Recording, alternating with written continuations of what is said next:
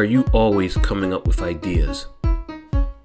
Do you marvel at successful business owners? Do you hate being told what to do? Ever take things apart just to see how they work? Are you a dreamer? If you've answered yes to any of these questions, this podcast is for you. Welcome to the Entrepreneurial Enclave with Kevin Wortham, the podcast that focuses on building, maintaining, pivoting, planning, and investing in you, the entrepreneur. But first, a word from our sponsor. Pro Tapes and Specialties is the world leader in tape manufacturing and specialty conversion with over 40 years of experience. In addition to our pro brand of high-quality specialty adhesive tapes, we provide contract converting services that help improve your profitability, streamline your supply chain, and reduce inventory cost. We offer the most complete range of converting capabilities in the industry, such as cloth tape, double-coated tape, specialty tape, paper tape, masking tape, vinyl tape, carton sealing tape, adhesive transfer tape, duct tape, foam tape, electrical tape, filament tape, foil tape, reflective tape. And the tape just keeps on rolling. Visit us online today at www.protapes.com or call us at 800-345-0234. Pro Tapes, it's just how we roll. Welcome to another fantastic episode of the Entrepreneurial Enclave, Life's Coming Attraction. I am your host, Kevin Wortham, and today, this evening, I am so excited. Got a former Pitt alumni on the other end. Can we all say welcome, Kimberly Hawes? Thank you so much. Thank you. Thanks so much for having me. Absolutely. We went back and forth with this for like a minute. Yes. So I had a little clapping going on in the background, so I hope that you got that in. So let's just get off from the beginning. Okay. University of Pittsburgh, that's been about, 35 years ago? Yes, it's been a long time. Wow. Now, you stayed in the dorms. Which dorms did you stay in? I was in Lothrop. Wait, hold up. Which floor were you on? I was on the 6th floor. Are you? No, I'm sorry. I was on the 7th floor. I was at 736 was my room number. What? You know what? I don't even remember. I remember seeing you in passing, but I don't really remember you because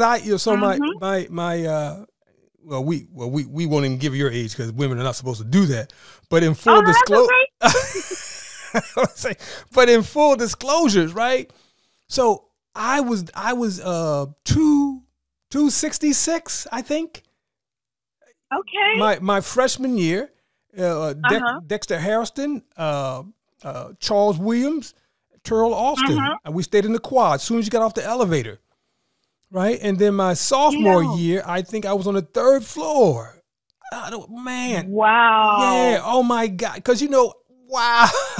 So this is going to be fantastic. Yes. I don't remember. You must have been really, really quiet. Well, I hung out with I hung out with a whole bunch of people from New York and New Jersey. And I'm from New Jersey. I know you're from New Jersey, but you didn't hang out with me. I know I didn't, but you were in a football team, so I didn't hang out with the football team. Got you. Okay, I got a question. You ever hear my house music on the 2nd, 3rd floor? Yes, because I went to a couple parties on the 2nd floor. Okay. I remember you. You don't remember me, but I remember you. Oh, my God. Okay, I got a question. Was I an asshole? No, you were actually very nice. Okay, good. All right, so we're going to clap for ourselves. All right, so we're going to just jump right into the interview already. So It's 35 years thereabouts.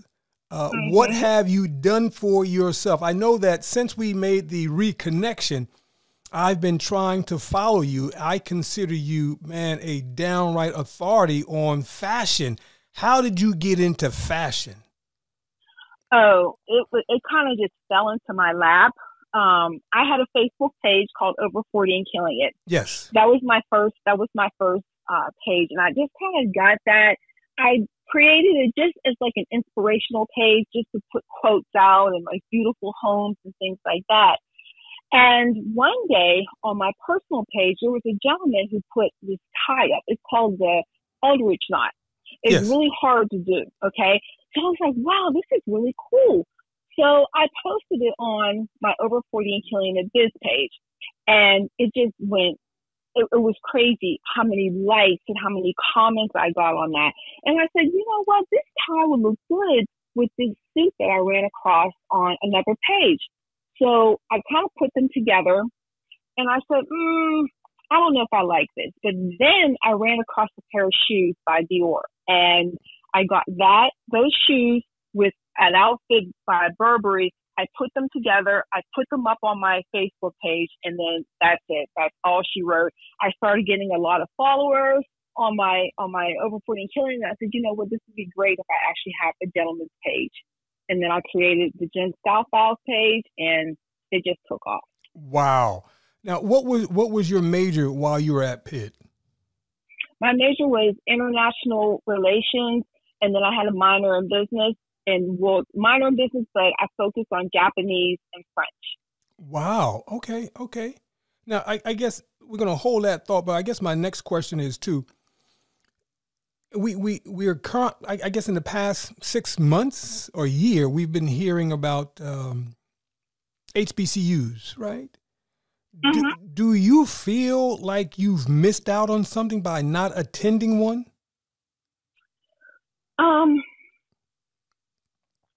Yes and no. Okay. I think that if I would have gone to one of those universities, I probably would have joined a sorority.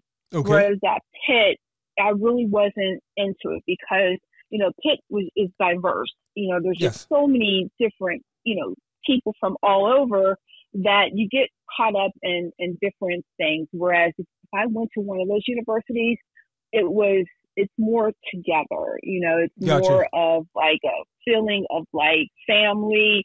And I think that I would have done that. I would have been in a sorority. And I think that my career path probably would have gone further than what it did if I went to one of those universities. Okay. Now here's my take on that, right? Because a lot of times friends ask me the same question, and I'm saying I don't think I miss anything, because at Pitt we had a very large and very active Black Action Society or student union, right? And so and again, we had certain things, and we had a budget that certain schools could not afford. So I really don't feel like I missed anything, right? Mm-hmm. I remember Louis Farrakhan coming up to school, Esther Roll, Bill Cosby, so a lot of the Black, greats came to Pitt because we had a budget that could pay for the honorarium. And a lot of the Black schools did not have that. So I don't think I really missed much. And then I think, we had, my brain went dead already, Dr. Vanell Lilly, and all of her cohorts that were Black and, just seasoned in terms of wanting us to know who we were as Black folks, as African Americans. So I really don't think I missed that experience by much. I see what you're saying. You know what? What's interesting is that I really wasn't involved in the Black organization at Pitt. Yes. Because again, I was off with my other groups, so I wasn't involved. So maybe that's the reason why I say that, because I really wasn't involved in a lot of the activities that was put forth with that group. Okay. So maybe that's where I'm coming from, that if I would have gone to one of those universities, I would have joined a sorority, because my father was an Alpha. He went to Virginia Union. Okay. So my father was an Alpha, and I definitely would have joined a sorority. But because I was with the friends that I had, we weren't even thinking about that. Yeah. Like that was the last thing on my list, was to join a sorority. But and again, I never felt like we were missing anything. Mm-hmm. Wow. Okay. I just wanted to ask that question. Right.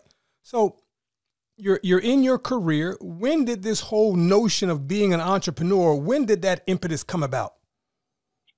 Wow. I started as an entrepreneur when I was at Pitt.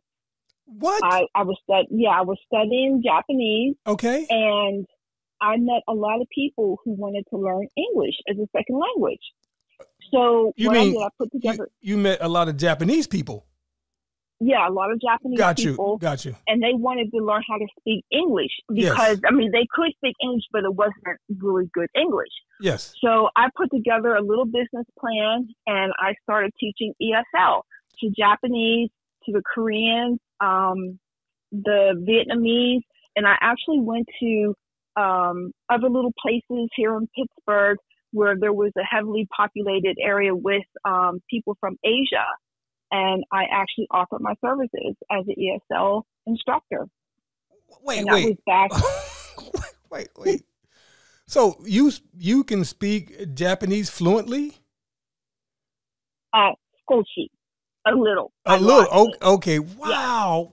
Yeah, I lost it. I was really good, but when you don't use it, you lose it. This is crazy. I am so excited. I think man, I'm sweating because I started my first business at Pitt also when I was a junior, right?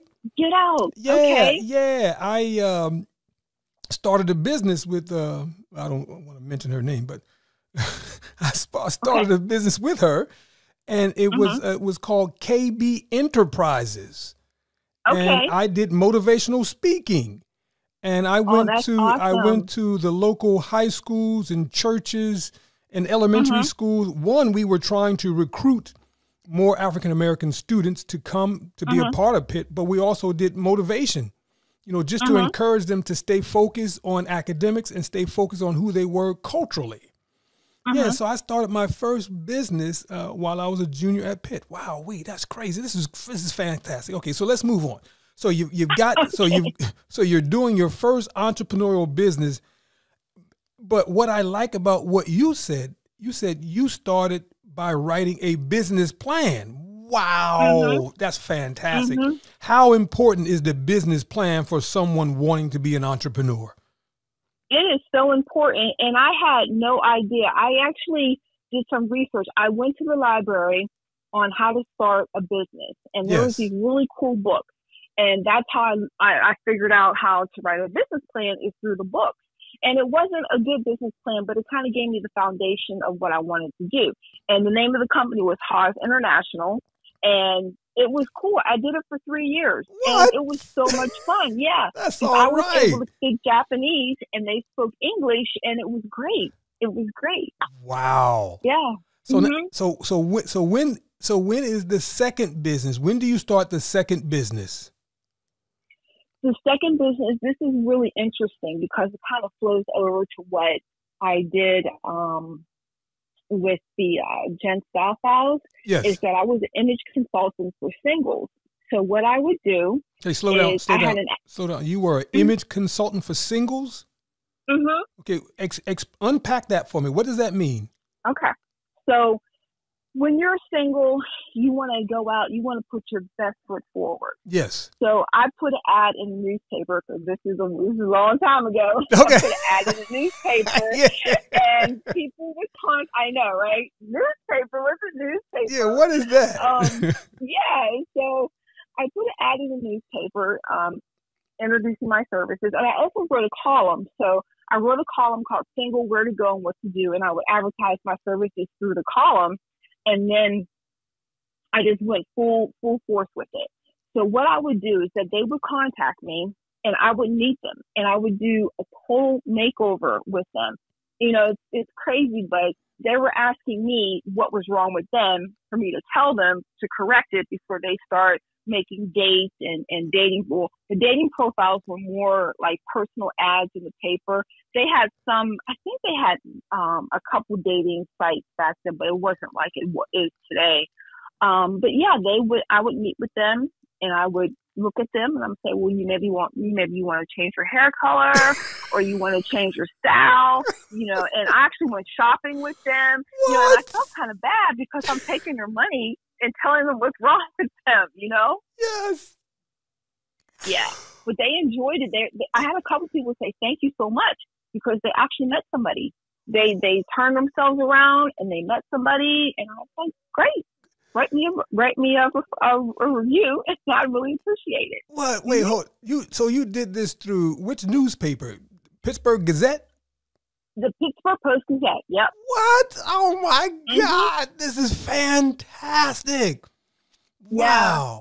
Wow. Okay, continue. Man, I'm loving this. Wow. And it's funny because I've always had this in my system. You know, both my parents, they worked full-time jobs. My father was a retired principal before he passed away. My mom was a retired RN.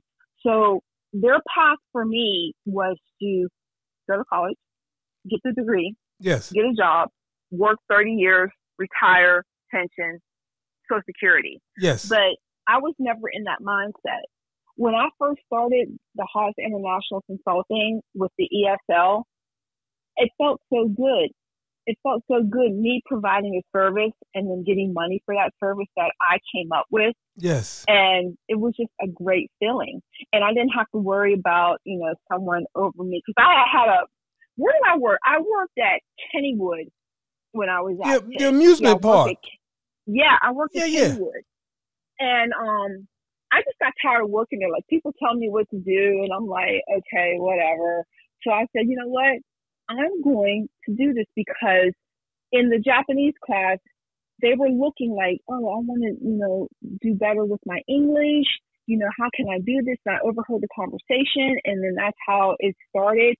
From there, then I did it for, like I said, did it for 3 years. And then there was a lot of time that lapsed, and then I did the image consulting.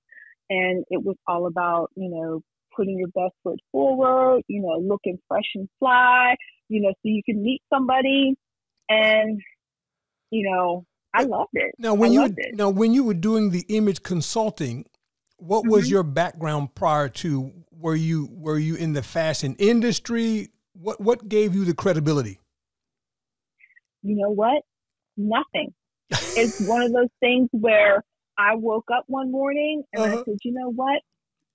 Okay, well, I was writing the column. Yes. So I was writing the column, and I was getting letters or emails from people saying, oh, you know what? I want to go out on this date, but I'm doing something wrong.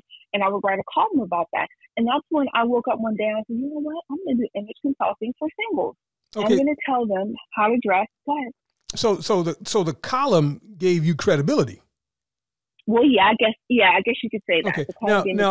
Now, in full disclosure, Kimberly, in full disclosure, you are quite attractive. So, you know what I'm saying? You are quite attractive. Thank you. So some ugly dude who's trying to get in the dating scene, who sees how successful you are, might say, you know what? I want to give this money to this woman because she's going to make me look fly, and I'm going to follow all her advice. Right? Is that all right? Yes. Sometimes it went down like that. Yeah. Well, you know, if you can't play football, then you might need an image consultant. There you go.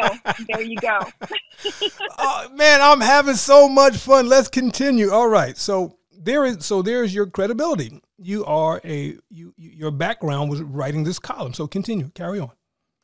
Yeah, so I wrote the column, and then I did quite well with the image consulting, and it never died down because it came back in 2013 when I started the Jen Style House, and then from there, everything just opened up. Wow. I mean, I was doing virtual consulting. I got invited to St. Thomas to do a seminar on men's fashion. What? Just so many things. I had a gentleman from New York who manages a lot of the old school rappers. Yes. And he invited me to come up and maybe do some image consulting with them. But because I helped take care of my mom, it was kind of hard for me to make that transition to go up there for like 3 or 4 months. Yeah. So, so what I did, I told him, I said, I could come up for like a week, but he really wanted somebody to come up there for a longer period. So I had to decline that one. But it was just a really good feeling knowing that what I do, people really like. Absolutely. The girl that was on the Fresh Prince of Bel-Air, was her name Kim Parsons? Yes. Yes. She actually was following the page. She made a couple comments on the. Yeah, she was following the page. And I got a business hookup with one of the gentlemen. He came up with a company. I remember him sending me a message saying, "Do you deal with any Asian designers?" And at the time, I didn't. And he started a company, and the name of his company was called Fucking Fly, which I totally disagreed because you really can't use that word. Yeah. You know, but well, he wanted me. I mean, well, people are starting to use that word, and it's getting resounding effects. Yeah, it is like Tom Ford's Fucking Fabulous. Yeah. So he wanted me to create outfits for him of his own style. So I got paid to do something that I love, was creating these styles. So I did that for him for about a year. And I don't think he really promoted his business the way he should have, because it didn't go very far. Yes. And I think it had full potential to be incredible. Yes. But I don't know what happened. He just didn't take it a step further. Really wasn't in my business to go in and say, well, you know what, maybe you should be doing this. And I would give him little hints, but I didn't give him full-fledged advice because he didn't ask me. And I'm not going to just give you advice because, you got to pay me for that. I heard that. Got to pay you. I heard that, right? So now, so at what point are you looking at all your businesses, you're looking at all these opportunities, and you say, you know what, Kimberly, I feel like I need to birth a book. When did that happen? The book came about when I went through my midlife crisis. Yes. And I was 41. I went through my midlife crisis. Is that early? Is that early for a midlife crisis for a woman? Right? Well, I guess. For me, it was. I mean, the midlife crisis. Yeah. Well, you know what happened?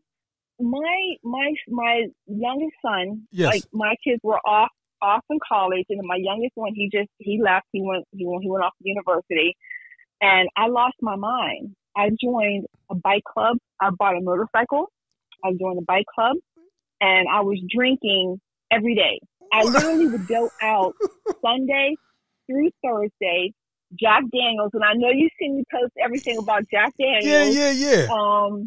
I would literally go through a fifth of Jack Daniels in 2 days. It was really bad. Wow. It was really bad. Yeah. So in the book, the first book that I wrote was Over 40 and Killing It, and it took me a good 2 years to get that published. Okay. Because I was writing it as a diary, just kind of like documenting everything that I had been through. Yes. And how I lost everything. I mean, I lost like $30,000 worth of stuff, my furniture, my clothes. I mean, even when I think about it today, I get a little tearful because there was like all the things that I had that I worked so hard to get. Yes. So it's like I started documenting all of this, and then I said, you know what, I'm going to put this together as a book. And I really wasn't even thinking, I'm going to put this together. I'm going to go try to find a publisher to publish the book. I just wrote it, and then I put it aside. Because what I do, right now I'm writing 2 books now, so we'll be coming out in April. But I'll write and I'll put it aside, and then I'll go back and reread it, edit it, things like that. And then I have an editor that I send it off to. Well, what I did was I put it off to the side, and then I started writing another book. And that book is both fiction and nonfiction. Yes. And it's a love story, and it's, to me, obviously, it's really good. And the people that have read it and they've written reviews on it, they say that they could feel the energy from the book. Like they could feel that it was real. And I got a lot of great feedback from that book. Okay. And yeah. So, but the Over 40 and Killing it was a diary, starting out as a diary, and then it just kind of went into a book. And yeah, that's it. Wow. So I love writing. It's obvious. So what is next for Kimberly? What's next? What's next? I mean, are you going to go into designing your own cologne or fragrance? I mean, well, I thought about that. I did. I really thought about that because I've always been into menswear because of my father. Okay. Because he dressed. He was a principal, so he dressed. He looked fresh and fly every time he went to work. Yes. And the only thing I didn't like about him was he had the worst smelling cologne. I think it was. A lot of people like it, so I don't want to talk mess on it, but I'm going to talk mess on it because to me it just stinks. It's gray flannel. That's what he wore. Yeah, but Kimberly, you got to understand now. Back in the day, that's all we had, right? I know. But it just smells so horrible. Oh my God. Listen. If you wanted to be fabulous and killing it, you had to have gray flannel in your bathroom shelf somewhere, because otherwise you were not a complete man if you didn't have that fragrance. And then if we go. Say so. And if we go back to my father's age, everybody had to have Brut by Fabergé, right? Oh, come on, yes, right? So every 10, 20 years there is this standard smell, right? So, but I'm sorry, but I can see you designing a fragrance. Here's the other thing I can see for you, and I hope you see it for yourself. Okay. Right? A travel consultant. Because you post some fabulous pictures of where you could travel to, and I could see that now. And then at the same time, you might couple it with other opportunities of, come to my island for 7 days. We'll do some journaling, or come to my island and we'll show you how to either remain single or get out of the single habit. I don't know. But I clearly see you doing something involving travel. I clearly can see that. But continue. I'm sorry. That's funny that you say that, because when I was heavily into Jen Style, I love men's footwear. Yes. And what I wanted to do was travel all over the world and interview the designers. Okay. From Italy, from England, from Japan, from China, Hong Kong. I just wanted to do that. I wanted to travel all over. They come here to the States and they do trunk shows. Yes. And I wanted to go to the trunk shows to interview them. So I've always wanted to incorporate that into travel. Yes. So it's crazy that you say that, because that's something that I want to do. But now taking it a step further is with the cologne, because it's a spin-off from that. I have a homework assignment for both you and I. And you might know this guy. He's a younger cat. His name is Steve. I don't know Steve's last name, but he has a shoe store in Philadelphia called Blue Soul Shoes. He's a Pitt grad. And I've bought several shoes from him, and I would love to try to get him on my podcast. But in terms of and so when he brings a shoe over to you, you can almost best believe that you're not going to see that shoe again. That's awesome. And so that might be an opportunity for all of us just to network, and I'm going to make it my business this week to try to track him down and to reach out to him. But so let me ask this question now, Kimberly. If you had to, you're giving advice to a young entrepreneur, what advice are you giving to a young entrepreneur? What advice would you give to a young entrepreneur? Don't overthink it. Go with your gut, and do not procrastinate. Got you. If the opportunity presents itself, go for it. If you fail, that's okay. Learn from it and keep moving forward. But my problem at the beginning was procrastination. Got you. And it came in the form of wanting to be perfect. So what I would do is I would do all the business plan, and I would do the marketing, I would make sure everything had to be perfect, but it doesn't have to be perfect. And that was my procrastination. I was procrastinating because I'm saying to myself, oh, this isn't right, instead of just going and doing it. I would overthink it, so just go with your gut instinct. And as long as you have a passion for it, and as long as you feel it in your bones, just go for it. Don't wait for anybody's approval. And that's another thing. Do not tell your goals to anyone, because if you tell your goals to people, it's almost like you're telling your brain that, oh, I'm doing this. So what happens is you become lazy and you don't accomplish it because your brain is saying, oh yeah, we're doing this, but you're not doing it. I know it sounds crazy, but a lot of people want to share their dreams with other people, but it's best if they keep it to yourself. Let people see your progress. Okay. Don't tell them. Okay. And there's a quote, I'm going to send it to you, that it talks about that. Now, so Kimberly, there's women, there's African-American women who want to be entrepreneurs. What advice would you give them? I would give them the same advice, but we're in a really good position because there's a lot out there for us now, whereas years ago there wasn't. Yes. There's grants, there's a lot of banks now that will lend money to Black entrepreneurs, whereas before you didn't see that. Yes. I know right here in Pittsburgh, Huntington Bank in Squirrel Hill. If you're from Pittsburgh, you know where Squirrel Hill is. Yeah. They lend a lot of money to Black-owned businesses, which is incredible. So there's just a lot of opportunities for us right now. But I would say the key is to research. Don't think that, I can't really do this because I don't have the money. There's other ways that you can get to where you want to be without money. Absolutely. And that's what I did with my book. Absolutely. I didn't have any money to publish my books, and I published everything. It was free, everything.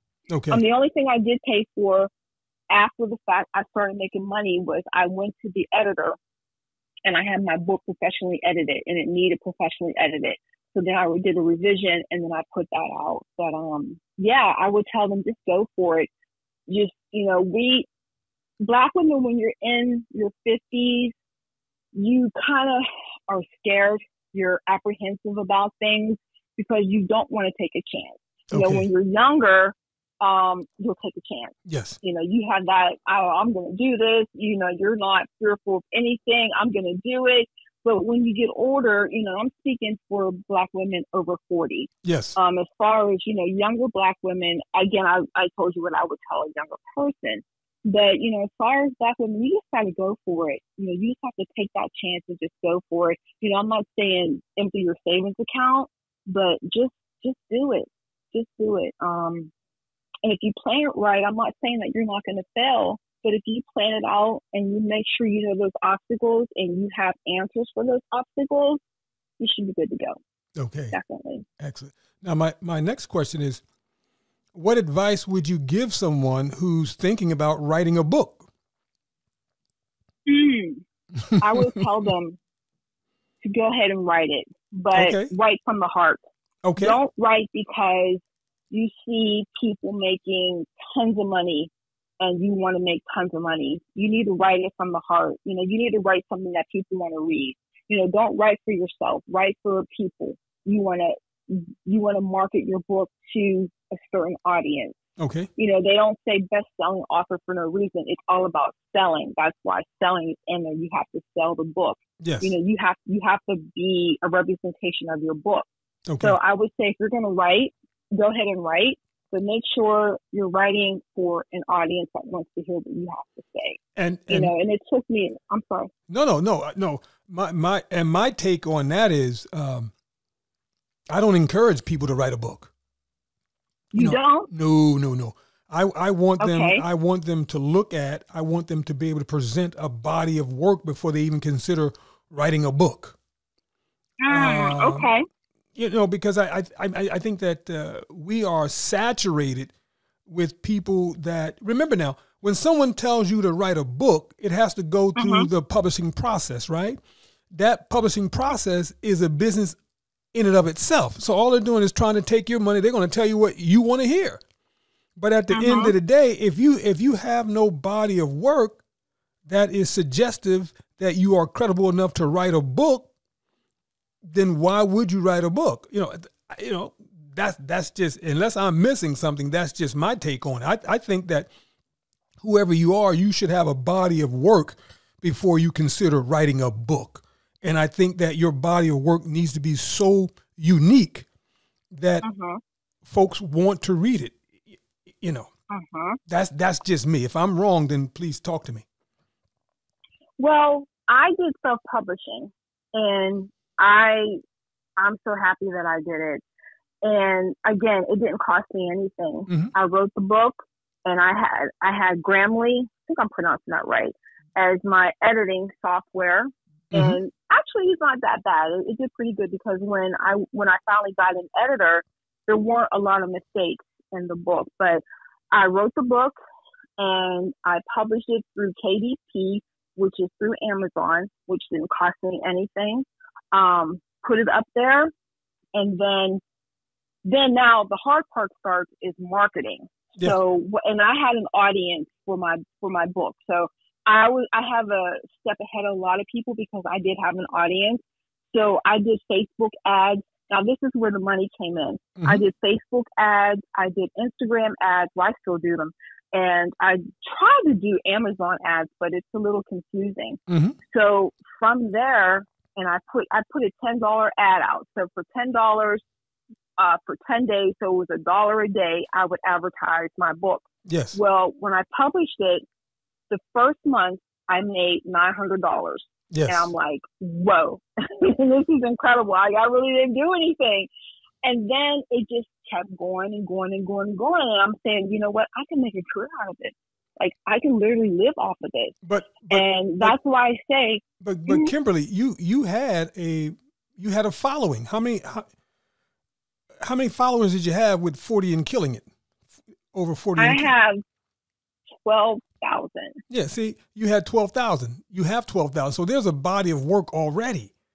This is what I'm saying. This is what I'm saying. I mean, there's people out here that have their mothers and their fathers following them, and they're being encouraged to write a book. And I'm like, you have no body of work. That's okay. You know, that's all I'm saying to you. Okay. Yeah, I see what you're saying. I agree with you. I agree with you. You know? I agree with you. And then you're definitely. Then you're sitting in your house, and you've got 9 boxes of books you've got to sell. Right? And yeah. Right? And then every day there's some Joe Schmuck, you know, coming out who's got a better story than you, more money, and a better, you know, marketing approach. Mm-hmm. And at the end of the day, you put down on your resume you're an author, but you haven't done shit. You know, I don't. That's just me. Okay, I'm sorry. So that's okay. Well, the cool thing about KDP, and you know, a lot of people don't know this. Like, a lot of people who want to write a book, they don't know that you don't have to get a traditional publisher to make money, because if you get a traditional publisher, you're not going to make a lot of money, because they're going to take their cut, and and the marketing that they do is very minuscule. You literally have to do your own marketing. Yes. So I say to anybody who wants to write a book, you know, who has that body of work, like you said, is to self-publish, because that money comes to you. Yes. And with KDP, they print the books for you. Mm-hmm. So if I tell you, oh yeah, I have a book on Amazon, go ahead and get it. I don't have to worry about getting my book printed. They print it for me, and they send it right to the person. Yes. Now, I do have author copies of my book, and you can buy author copies. I do have those for if I go to a flea market, if I want to sell my books at a flea market, I do have that, and I make a profit, because the author copies are only $3. Mm-hmm. So I'm going to mark them up to $10. But, you know, if you are a person who wants to write, I'm going to say do it, but self-publish. Don't sit around and wait for a traditional publisher to get your book out there. Yeah. Because this is not going to happen, not unless you have a connection, or, you know, if you have a connection. Yeah. Then, but yeah. So Kimberly, with the time that we have left, right? Mm-hmm. Just give us where can we track you down? How can we be in contact with you if anyone wants to know more about Kimberly? My Facebook page, which is Kimberly Ann Hawes. So it's Facebook.com/Kimberly Ann Hawes. I'm pretty active on my Facebook page, and you can send me messages on there, and I do answer my messages. Yes. I'm on Instagram, but not like I should be, but I am on Facebook. So that's my personal site, but I do post public posts so that you can see them. You know, you can always go to my Facebook biz page, Over 40 and Killing It. Yes. And you can always go to Jen Style Files. But I haven't been posting on there in months, just because the way Facebook has it now, not too many people see my posts. And you have to pay in order for people to see your posts. And I'm not going to pay for people to see my posts. Wow. So, I got to go back and check mine then. Is that on the business page? Mm-hmm. I got to go back and check mine. Okay. All right. Yep, because they ask you to boost it. So if you can boost it for $5. Oh, no, $2. I have done that. Yeah, I've done that. You know, I like that. But let me. Yeah. So in the new year, any immediate projects that you're working on in the new year, Kimberly? Yes. My goal is to get. Yeah. Okay.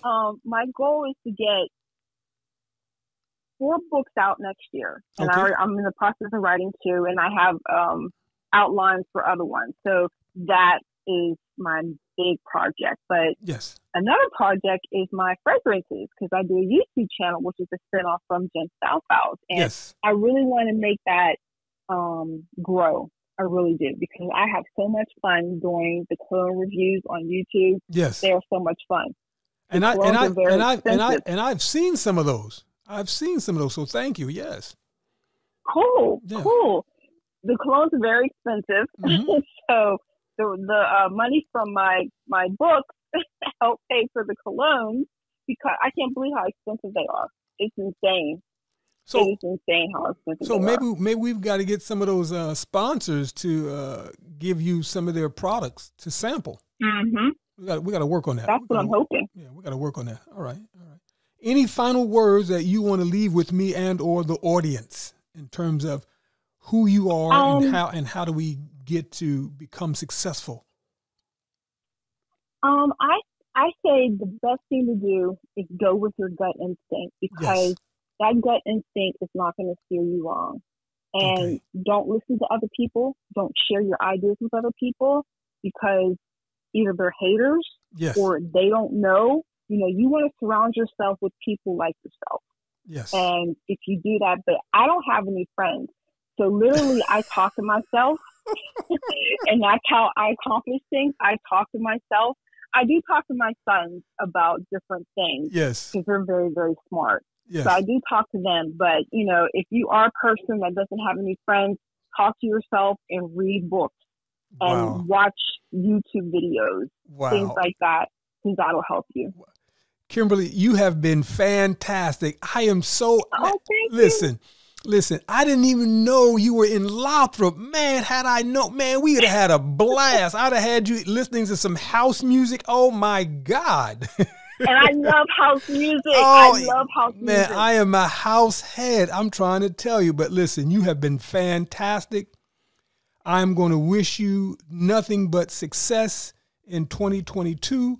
Because Lord knows we need it, and let's stay connected, right? Let's stay connected. Absolutely. And there may be some ways that we can continue to work together, or at least continue to put the good work out together. Absolutely, that'd be awesome. All right, Kimberly, you have been real. Thank you so much. All right, this is the Entrepreneur Enclave. Thank you. Yes, and I am your host, Kevin Wortham. You have a great day. We'll talk to you then. Bye-bye. Bye-bye. You too. Bye-bye.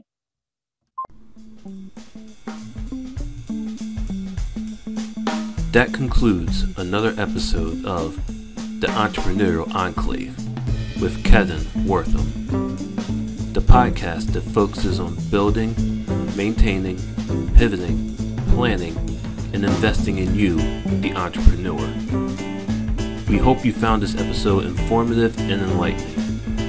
We look forward to you joining us for our next one. Until next time.